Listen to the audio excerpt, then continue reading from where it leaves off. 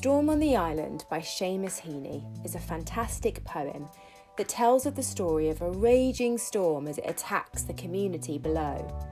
But of course this poem is threaded with the undertones of the political turmoil of the 1960s.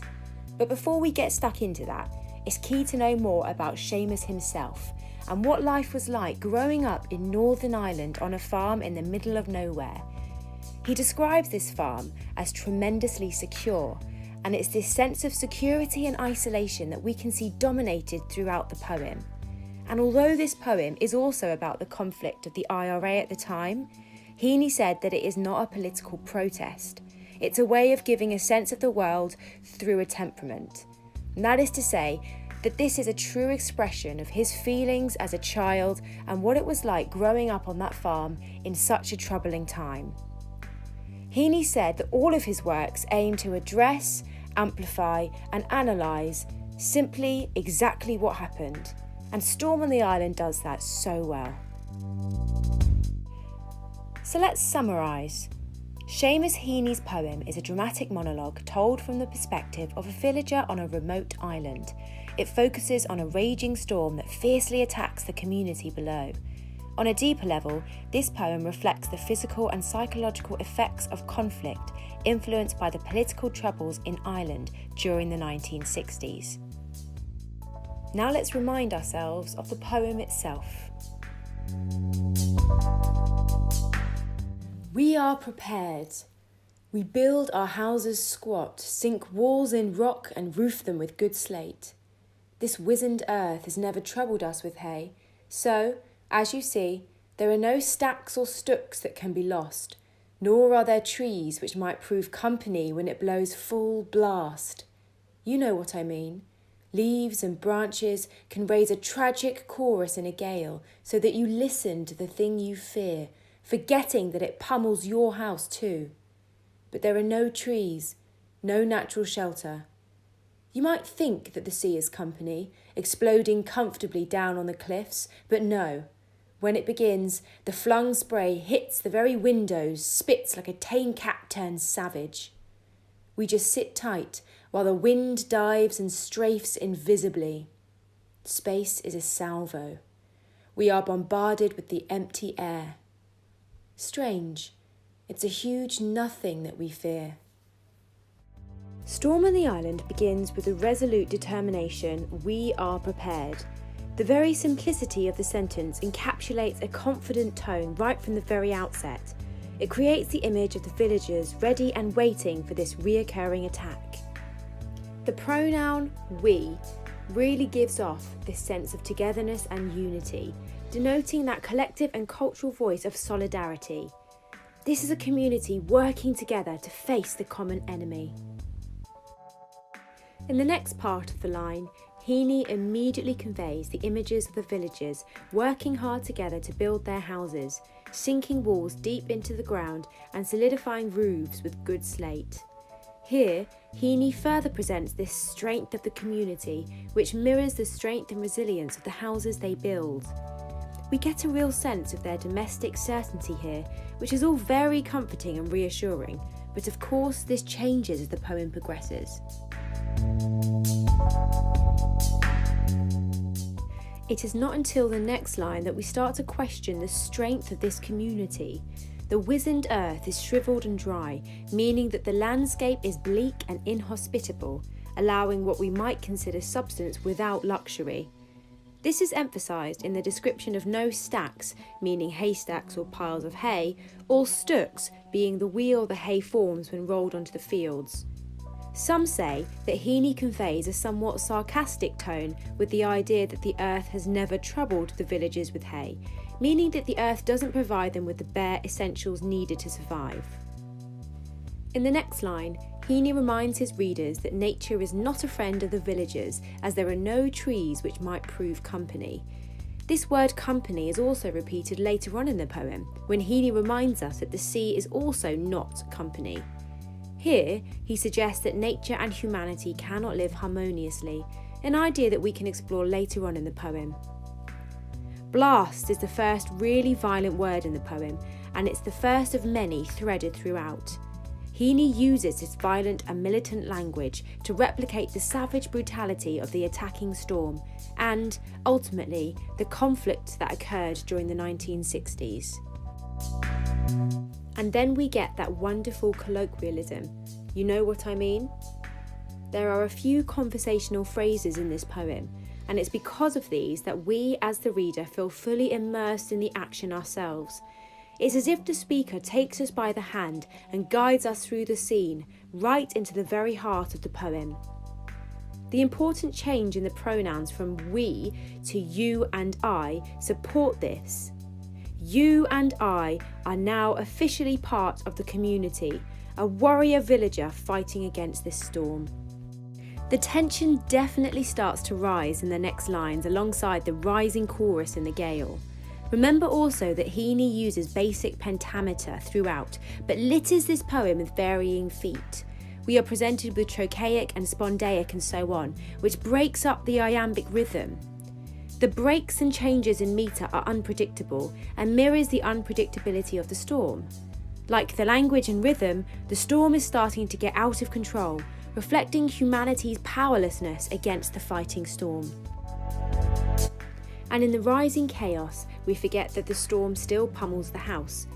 The repeatedly violent attack shows again how aggressive the storm can be, with our survival at risk, as Heaney reminds us that there are no trees or shelter to protect us. Also note the pronoun your. It is now your house that is pummeled by the storm. You individually are now under attack. Heaney repeats the idea that nature is not our friend in the next line by warning us about the sea, reminding us again that it is not company, but instead uses the oxymoron exploding comfortably to accentuate the unpredictable brutality of nature. Of course, exploding is in reference to bombs, making this image even more deadly. And then, after the colon, we are hit with the but no. This quite literally stops us mid-sentence and acts as a warning for us to stay cautious and prepared for the imminent attack.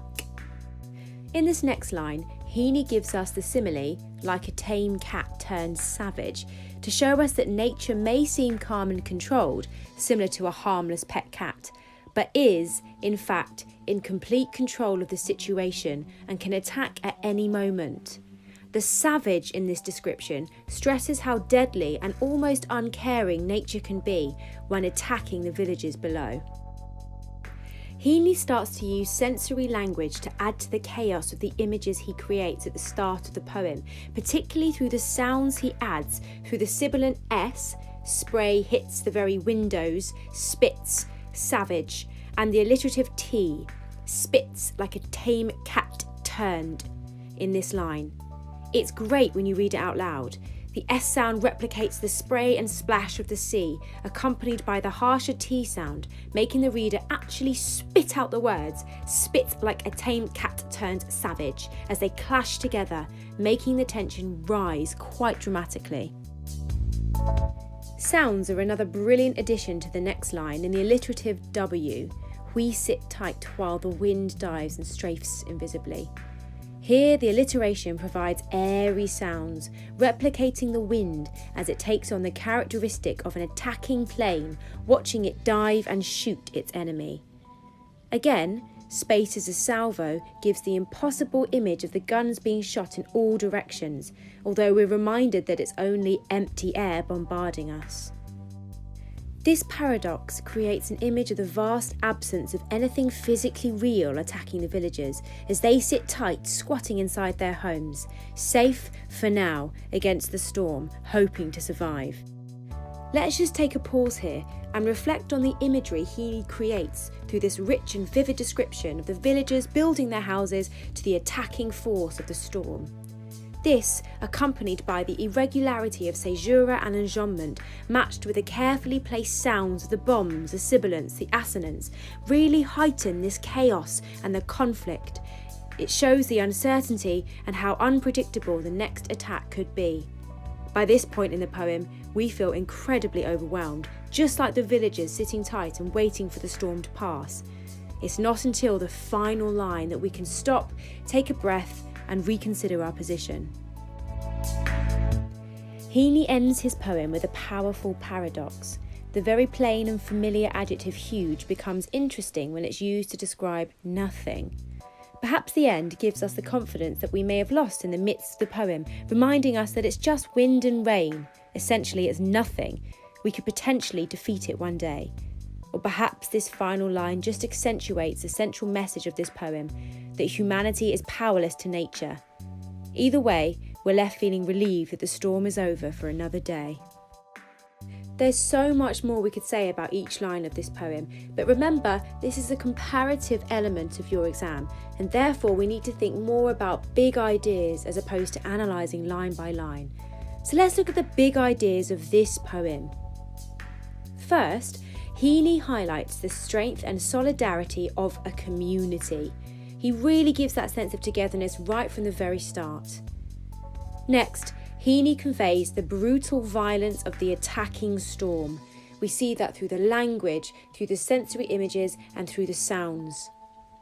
Heaney presents the ultimate power and unpredictability of nature through the simile, the metaphor, the images, and the narrative of this poem. Heaney emphasises the chaos and overwhelming effects of a conflict that just cannot be controlled. And finally, Heaney shows the physical and psychological effects of a tyrannical force. Now, it's the big ideas that are essential when you're going to write your comparative response, because you start here when thinking about other poems of comparison.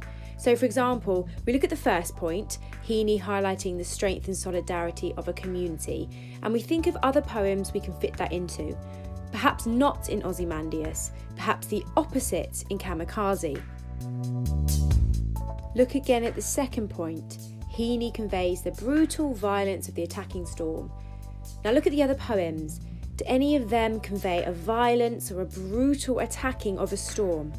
The prelude perhaps, maybe even exposure, and so on. You get the picture. I'll stop there for now, but do make sure you check out some of my other videos based on the power and conflict poetry. Enjoy!